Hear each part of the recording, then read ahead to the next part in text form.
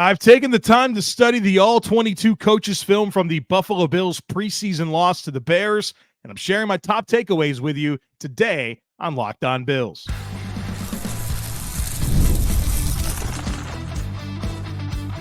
You are Locked On Bills, your daily Buffalo Bills podcast. Part of the Locked On Podcast Network, your team every day. What's up, Bills Mafia? It's Joe Marino, author of Go Bills and Buffalo's Run, also the co-host of the Locked On NFL Scouting Podcast, and I'm your host of Locked On Bills. I want to thank you for making Locked On Bills your first listen every day, and a big welcome and shout out to our everydayers. You know who you are. Those of you who never miss a single episode, I appreciate y'all being here very, very much. I'd also like to invite you to subscribe or follow for free on YouTube or wherever you listen to podcasts. We're part of the Locked On Podcast Network, your team every day. Today's episode is brought to you by LinkedIn. LinkedIn Jobs helps you find the qualified candidates that you want to talk to faster. Post your job for free at linkedin.com/LockedOnNFL. That's linkedin.com/LockedOnNFL to post your job for free. Terms and conditions apply. Well, folks, welcome in. It's time for our first All-22 review episode of the 2024 season. This is something we do after every Bills game, preseason, regular season, postseason. After the game, I spend time in the tape, and then I share my top observations on one of the most recent episodes following the game. And so I'm excited to do that for you here today. I have a lot of notes to get into. A lot of times when I do these episodes, we're focusing in on game plan and what went well, what didn't go well. This is a preseason game, so I'm going to focus a lot more on individual performances and what stood out in that regard than I am going to be, okay, this was game plan stuff that worked or didn't work. So this should be fun. And if you're looking for supporting film to go with this, obviously I can't post game film or all 22 clips on YouTube. I don't own the rights to that, and that's against policy. So you won't see those clips here. But for our subtext community, they last night received over probably 45, 50 minutes of me breaking down clips to support this podcast. And so if you want that, then I encourage you to join the Locked On Bills subtext community, which gets you a ton of features, including my All-22 actual game clips and breakdowns and analysis talking through the plays. But this episode will capture all of those thoughts at a high level, but you'll kind of get to see a lot of the specific examples of what I'm talking about through that. So if you want to be part of that Locked On Bills subtext community, there's a link in today and every day's show notes for you to be part of that. So let's get into this. And I think from a high level, I want to start by saying, obviously this was a disappointing game. The Bills lost 33-6 and the Bears completely outplayed them. So that's obvious.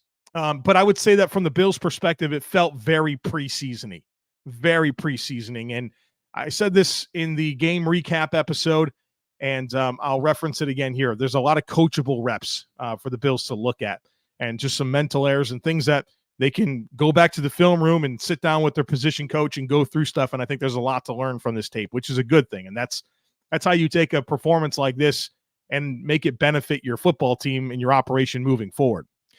Secondly, I'd say that this looks like a group, the Bills, that were playing in a live game setting for the first time together. A lot of timing issues, just getting on the same page, developing comfort and chemistry together. You could tell it was preseason game one. And I think it's notable that this wasn't preseason game one for the Bears. This was their second preseason game. And so they were definitely in a little bit better of a position to go out and execute and play better football. And so I think that's worth noting at the beginning of this conversation. All right, so let's get into it. I got a lot of notes here. We'll start with offensive line. We'll talk offensive skill players, then defense. We'll do studs and duds at the end of this episode. And so, look, one thing I know and I've learned through the years of talking about film and performances is that it's going to be met with some resistance. Some people don't like to hear me say negative things about Bills players, but I mean, the tape's the tape. It doesn't lie. And I'm going to be honest with you on what I see. And so that's what I'm going to do right now. All right, let's start with the offensive line. And I think this is an important part of what we needed to talk about because I think there's a lot of disappointment over the lack of success that the Bills had running the football and then what they gave up 8 sacks, right? So you're thinking offensive line, what the heck's going on? So let's talk about it. I think all three groups, I thought the Bills, they played 3 groups, their starters, their ones, their starting group, their ones. Then they played their twos and their threes. I thought there was 3 different offensive line groupings that really handled this game. And I will start by saying this. You could tell that they're developing time together. Offensive line is 5 people working together as one. I will say this on a positive note, the pass protection was really solid. And you're probably thinking to yourself, Joe, that's crazy. The Bills were sacked 8 times. Yeah, they were.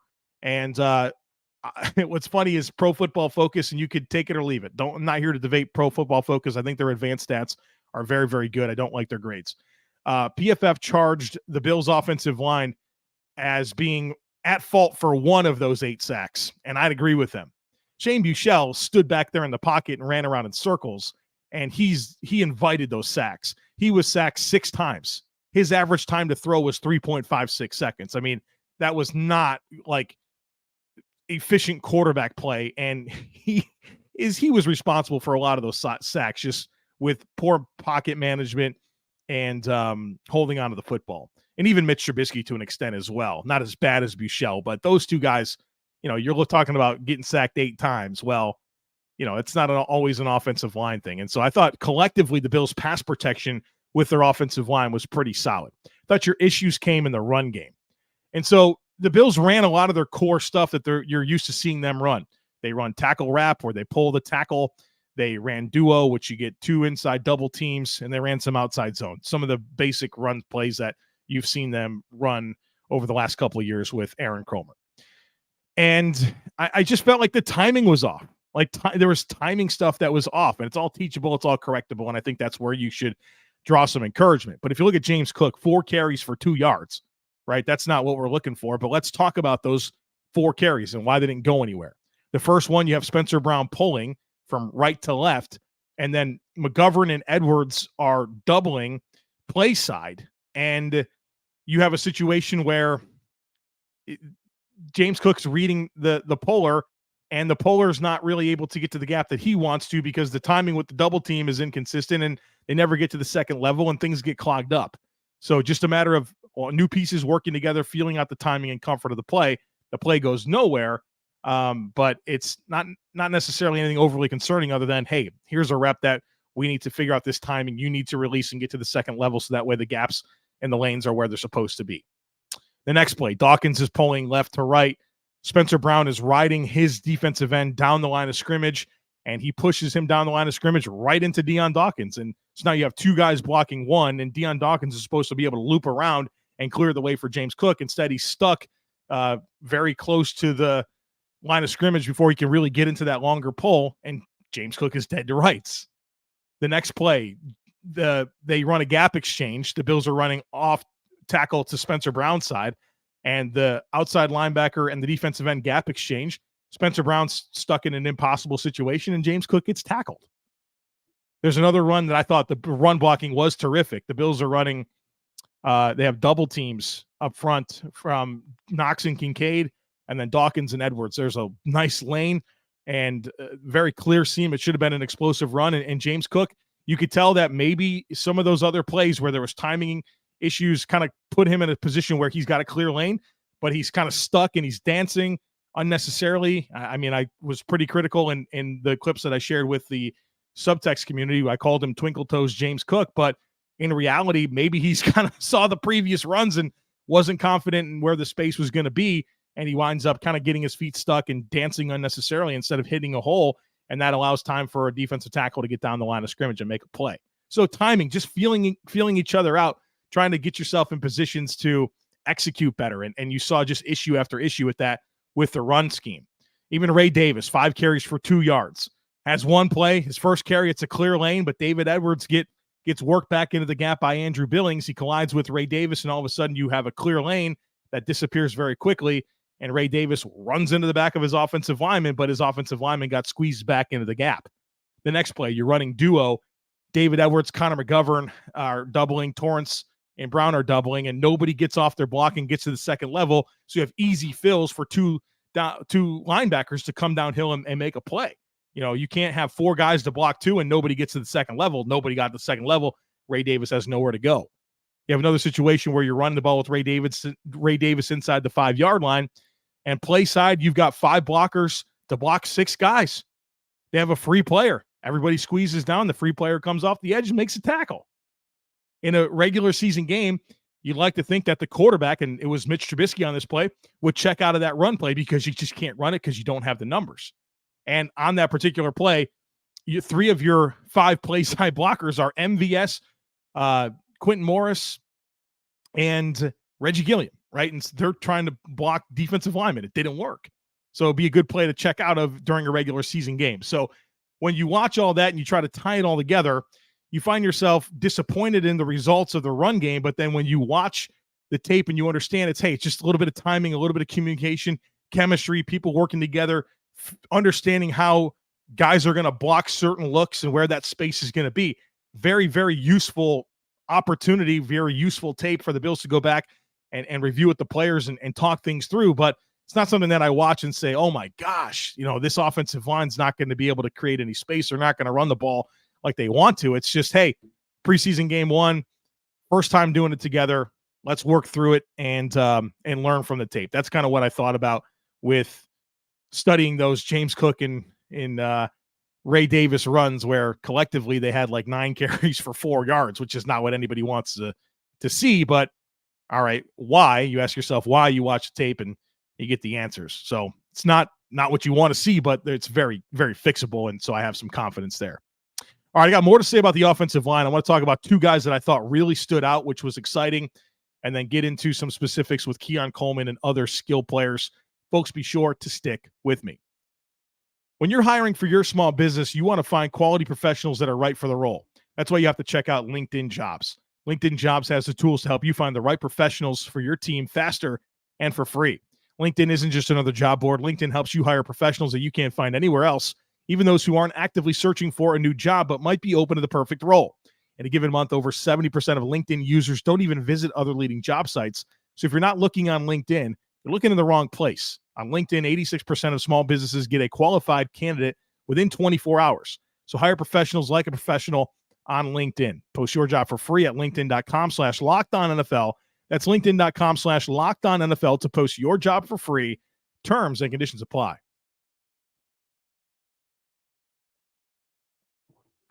All right, folks, welcome back. Let's talk a little bit more about some offensive line standouts and 2 guys that I really enjoyed and want to highlight them right now. It's 2 rookies, Tylan Grable and Sedrick Van Pran Granger. I thought these guys played really well. Let's talk about Grable first. I'll note this on Grable. He was one of 2 offensive linemen that played more than one position during the game. So those 2 players, you had Gunnar Britton played 13 snaps at left tackle and 13 at left guard. Tylan Grable played 17 snaps at left tackle, 18 snaps at right tackle. And Tylan Grable, late round pick out of UCF, played left tackle his entire career in college. So it was good to see him play on the right side, and it was good to see him have some good reps on the right side. I was really impressed with the pass protection. And Grable's long, athletic dude. He's got a lot of tools that suggest they're going to be helpful for pass protection. I just didn't love his tape at UCF, but I've seen growth already from him, and it showed up in this game. Thought he did a good job with his pass sets to be able to frame rushers, take good angles, to be able to cut off rushes, and set himself up to be squared up in pass protection. I thought that stood out. He used his length extremely well. You could tell that there were times where he was facing some wider alignments and he had to cut off and then get his hands on, right? And that's one of the Cromer philosophies in pass protection is get your hands on. Don't let them get into their rush. Take the air out and get connected and clamp. And you saw plenty of instances where Grable was able to use his length, get his hands on guys, get his hands fit, and take away their ability to compromise the width of the pocket. You see him using advanced techniques like a snatch trap, which a snatch trap is when, hey, a guy's maybe trying to bull rush you and you feel like all of their weight is over their toes. Hey, just pull the rug out from underneath them, snatch and trap them, and push them straight down. It's an advanced technique that you see Deion Dawkins do a ton of. Tylan Grable was able to implement that into his game. You saw guys try to get upfield and really win around the outside hip of Grable. And you saw Grable be able to fit his outside hand right on that shoulder pad and really shut him down and show some good, firm strength in that hand to be able to really shut them down and protect his outside hip. And so that's the stuff you want to see. You saw him do a good job of inviting the bull rush. Something else that Aaron Cromer teaches is that, hey, if you're an offensive lineman and you're 315, 320 pounds, and you're going up against a defensive end that's 270 or 260, you're bigger. Invite the bull rush. Try to make them play right through you. And he'll coach them to, hey, make yourself look big. And when they come, sink your hips, sit down, and take away, that ability to compromise the width of the pocket with them playing through you, because you're bigger. You can handle it. You can handle and absorb that power. You saw Grable do that. And so for him to do all these things, use his athleticism to run rushers beyond the peak of the pocket, to see him do all these things and it looked very second nature, being mindful of his length, being mindful of his athletic profile, he showed a lot of promise to me. And so I really enjoyed watching Tylan Grable. And that was a nice little plot twist, because I wasn't overly enthusiastic about him going into the season. But you could see a lot of growth already from his time at UCF, and the tools really, really pop, and I thought he did a good job. Then Sedrick Van Pran Granger, Bill's 5th-round pick out of Georgia, had a heck of a game. He played center. All of his snaps came at center with the third group. So Alec Anderson's the backup center, and Alec Anderson's a good player. I like Alec Anderson. I think his existence on this roster made Ryan Bates available to be traded away, and I think that they get everything they had in Ryan Bates in Alec Anderson. So I really like Anderson, but Sedrick Van Pran Granger had one heck of a game. Now, I'm mindful that it came with the third team against the Bears' third and fourth stringers, but he stood out in those instances. He made it look very easy. I thought he had a heck of a game. In the run game, he's a power player. That's one of my favorite things about SVPG. They had him going on some short poles, getting out into space, clearing out linebackers, did a great job. I think it's very difficult for offensive linemen to connect with moving targets in space. He did that time and time again. And then also, I thought his pass protection reps were exceptional.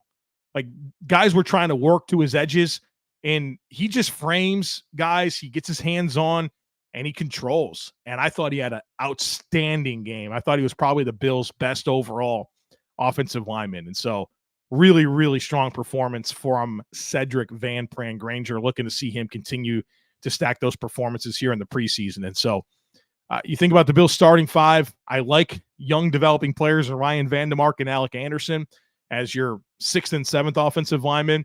But then seeing these two new draft picks, Tylan Grable and Sedrick Van Pran Granger, step in and look really solid to begin their careers, it makes me feel even better about kind of both the depth right now, but the pipeline that exists in offensive line development for the Buffalo Bills. And that's notable. Let's move on to some offensive skill players. I want to talk James Cook and Ray Davis. I talked a lot about in the first segment some of the issues with the blocking schemes and why they didn't work, and how that really led to really no production at all for Cook or Davis running the football. I will say that one of the big storylines for this team is pass protection from the running backs. And the Bills don't demand a ton out of the running backs, but there are times where they do use a 6-man blocking surface and the running back is involved. And James Cook had 1 rep in the entire game of pass protection, and he fumbled the play. It was the play where Tremaine Edmonds was able to bat the ball from Josh Allen. And James Cook, I can't explain what he did. His eyes, he sees that there's 2 threats to his right. He sees that there's 1 threat to his left. And his eyes are starting on the guy to the left. That linebacker drops in coverage. And Cook never gets his eyes back across to see where the other threats were. And Tremaine Edmonds has a free run at Josh Allen, and James Cook is nowhere to be found. He's helping nothing. So that was just a misdiagnosing play by James Cook, which can't have it, right? He's got to be able to step in there and pick up that block. On the contrary, I thought Ray Davis he had 2 snaps of pass protection. I thought he did his job on both. And one of those reps was exactly the same play that James Cook had, where you had 2 threats to one side, 1 to the other. His guy drops into coverage. Ray Davis gets his eyes back to the other side, and he's able to cut off the linebacker who had a free run at the quarterback. I think it might have been Buechele for that play.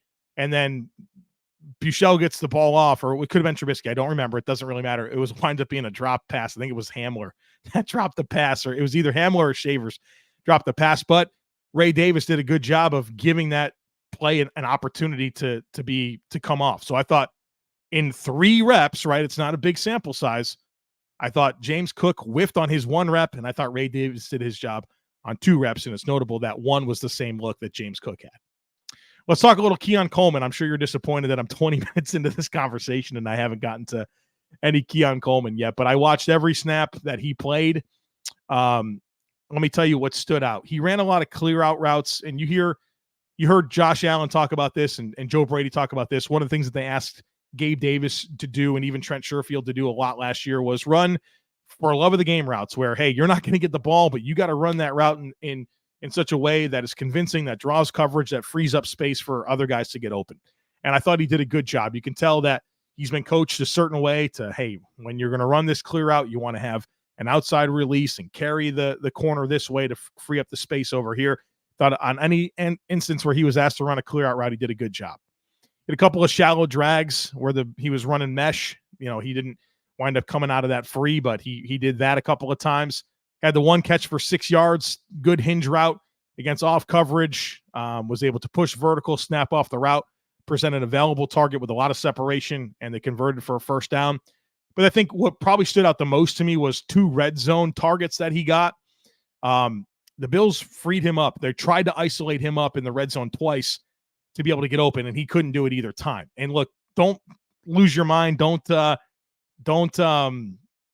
put more into this than you need to, but I'm telling you what I saw. There was 2 plays in the red zone where Keon Coleamn was targeted, where the entire intent was that they isolated him up and asked him to get open, and he didn't do it on either time. One was where they were designing a play for Coleamn to be free along the back line of the end zone. And so to the left, there's 2 stop routes. To the right, there's 2 routes that carry coverage towards that sideline, opening up the middle of the field for Keon Coleamn, and he just couldn't get free. He faces contact early in the route. He gets hung up on the contact. He's not able to cross the face to be able to cleanly get into a position where he can run away from that coverage and be available on the back end of the end zone. And the corner stayed leveraged and capped the route the whole way. He's going up against Jalen Jones on that play.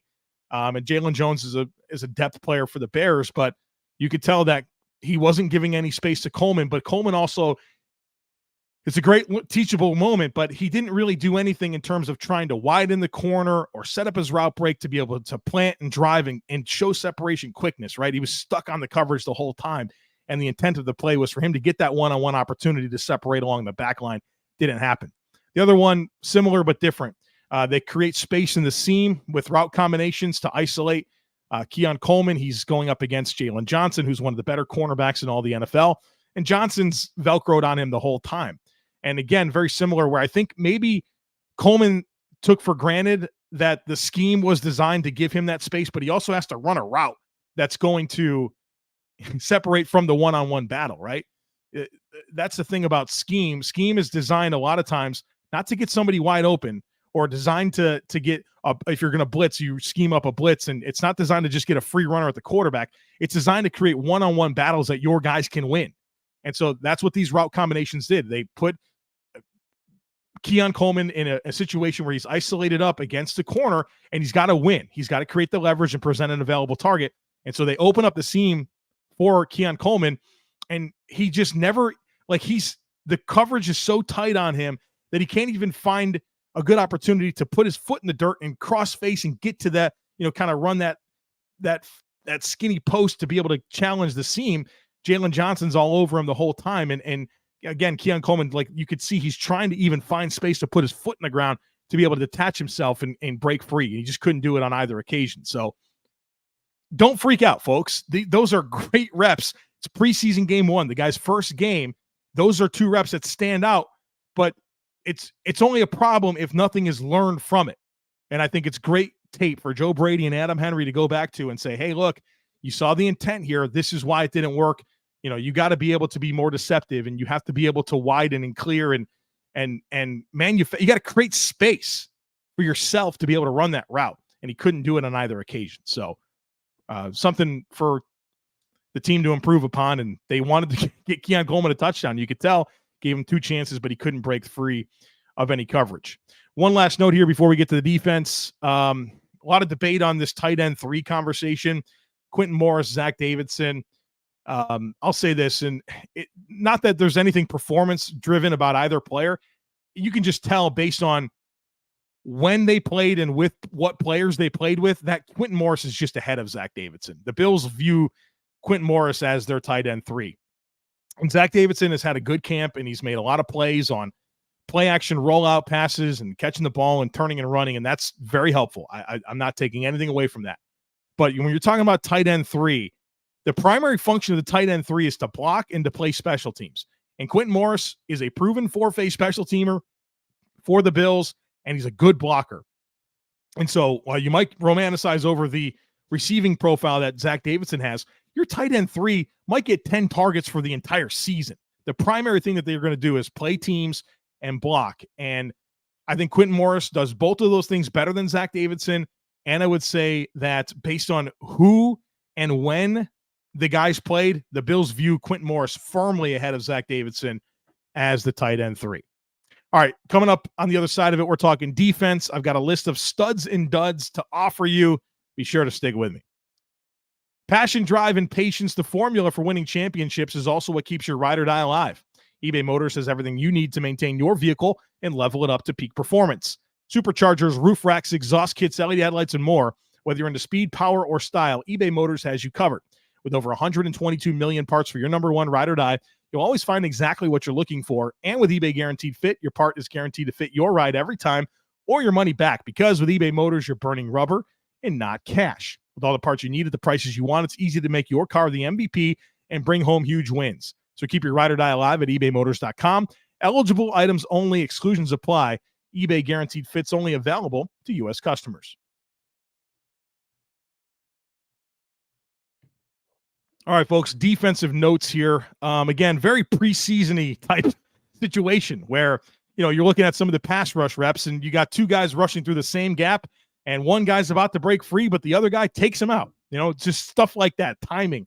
You have back seven players where their eyes are just in the wrong place. You can tell guys want to make plays. It's the preseason. You want to stand out, but you have to trust the technique of the scheme, trust the technique of the defense to be in position to make plays. And you saw just a lot of guys that weren't doing that consistently enough, and you saw some issues with it. So let's get into some of these individual performances that stand out to me. I want to begin with Dewayne Carter, rookie, third-round pick, defensive tackle out of Duke. He played 34 snaps, the most of any defensive player on the Bills. And I thought it was really valuable for him. And I thought watching him live during the game, I was like a little bit disappointed. Then I watched the All-22, and I was pretty satisfied. I thought his run defense reps in particular were really, really strong, doing a good job of squeezing down gaps, being firm, taking on doubles, not allowing guys to get to the second level. And I thought he was firmly better than Daequan Williams in this game.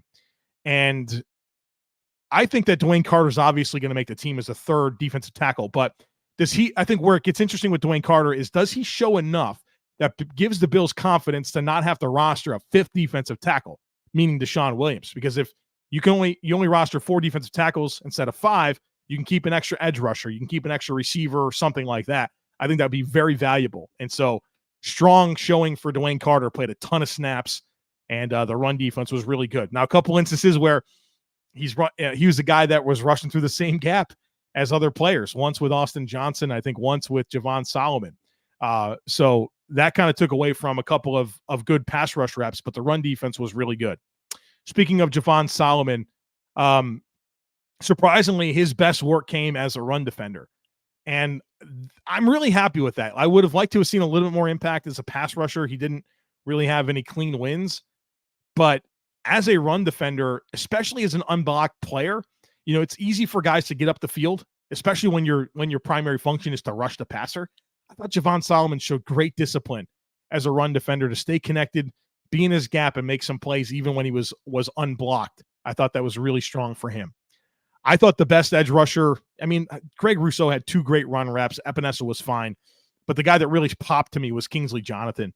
I thought his run defense and his pass rush was excellent. Maybe the most complete performance of having an impact in both areas came from Kingsley Jonathan. And so I think that's the benefit. If Dewayne Carter can be a good defensive tackle 4, then you can keep both Solomon and Jonathan and keep 6 defensive ends. And I think both Solomon and Jonathan can help you on special teams. This would be the path I would hope can happen for the Bills. And I think Kingsley Jonathan just had a great camp and a really good preseason debut. Really enjoyed watching Austin Johnson. I think he's going to be a very valuable addition to this Bills defensive line. He's the backup nose tackle to Daquan Jones. And you saw what he can do against the run, taking on double teams. He just doesn't get moved. Like he's so strong. And having, like you saw an instance where he takes on a double, Terrell Bernard is hiding behind it. The running back picks a side, and Terrell Bernard's able to close that down because Austin Johnson's unselfish, takes on the double, doesn't let any one of those offensive linemen release to Terrell Bernard, and he's in position to make a play. And I think that's going to be such a valuable component to what he can bring to this defense and, upgrading what the Bills had in that spot from Jordan Phillips and Tim Settle in years past. How about Dorian Williams? Good downhill reps. I know people are curious about Dorian. He's a good downhill player, but you still see the same stuff where he bites so hard on play action, so hard. You think about Caleb Williams had that one nice corner route that people are excited about, and, it's a good throw. But it's because there's a play fake, and Dorian Williams is man-to-man with the tight end, and instead of covering the tight end, he flies forward, and the tight end just easily runs right by him and is wide open down the field.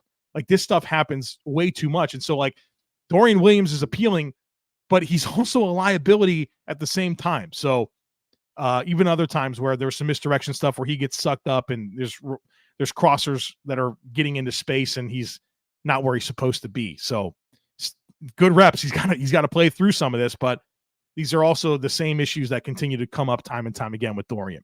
I want to talk about Daequan Hardy, the cornerback, not the returner part of his game. We talked about that on the recap. He had that one.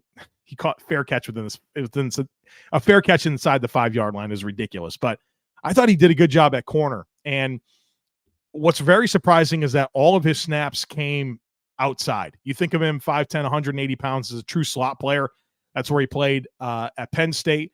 But all of his snaps in this game came outside, 23 snaps at outside corner. He had one play against the run. I could not believe he made it. It was actually low red zone play. He's the D-gap defender. He's the outside guy. And he's able to take on a block from a tight end, get off the block, and make a tackle for no gain out in space. It was an outstanding play. I'm surprised I didn't catch that, or it didn't stand out to me more during the live watch. But heck of a run rep. And then he was targeted twice in coverage and didn't give up a catch either time. So I thought Daequan Hardy had a heck of a debut as a cornerback. Obviously has to make a better decision in that punt return situation. I thought the Corey Couch was a disaster. And I don't want to sit here and just clown on guys. I can sit here and rip Shane Buechele, and I can say some negative things about Gable Steveson. That's not really productive. I mean, you have to understand where your expectations need to be. But I thought some of the bigger plays that the Bills gave up on defense, two guys in particular were victimized. Corey Couch in the slot and Kendall Williamson at safety. Corey Couch had a couple of missed tackles that led to big gains. He got cooked on a corner route down the field. That was an easy throw for, was it Brett Rippon? Where he just got absolutely dusted. And then Kendall Williamson, he had two nice tackles, but Tommy Sweeney gets behind him down that seam route. He's late to respond on a corner, and that guy corner route, and he's wide open down the field. I think it's only a matter of time before Kareem Jackson winds up jumping him on the depth chart and running. Kendall Williamson would fall down to the third unit. So those two guys I thought were on the wrong side a lot of big plays that the Bills defense gave up. So those are some of the standouts that I had. I thought Kyer Elam played well. I thought Balin Spector played well. Like I said, Rousseau, he played like 6 plays. I thought he was good. Epinesa was solid. So those are some of my takeaways in watching the defense. Let's get the studs and duds here. And I try to, whenever I do studs and duds, I try to really emphasize players that stood out to me in a good or a bad way. But obviously you're playing 90 guys. And so I want to be mindful of a sample size. So I'm not going to sit here and overly dog guys or overly pump guys up when there's a sample size issue. But I thought the players that really stood out to me in a positive way, your studs, Kingsley Jonathan, Austin Johnson, Sedrick Van Pran Granger, Tylan Grable, and Khalil Shakir. I mean, Khalil Shakir was the guy that he catch all 3 of his targets, had some run after catch. I think he's going to be such a useful player for the Bills this year. The duds, to Corey Couch, Kendall Williamson, Shane Buechele. Do I really need to analyze that? Marquez Valdez-Scantling had a drop, and then A couple of instances where they asked him to be an insert blocker and wasn't able to get the job done. I think KJ Hamler is also worthy of a dud. Had a drop where he's open down the field, ball goes right through his hands, and then he also muffed the kick return. And so that's not a good situation for a guy that's a fringe roster player that's going to have to make the team with his big play potential and return ability, and he muffs a return and drops a pass down the field. And it's not good. All right, folks, there you have it. The All-22 review. Bills, Bears preseason in the books. And hopefully you found this conversation useful to really tie a ribbon on the game and understand what went well, what didn't go right, and how things can be improved moving forward. Coming up next this week on the podcast, Herd Mentality. Obviously, we got another preseason game to get to. The Steelers this Saturday. The Bills are having a joint practice with the Steelers, so we have a lot coming up. Don't miss anything. Make sure that you're subscribed. Would love it if you took a second to rate, review, and share the podcast. Have a great rest of your day. Go Bills, and I look forward to catching up with you again real soon.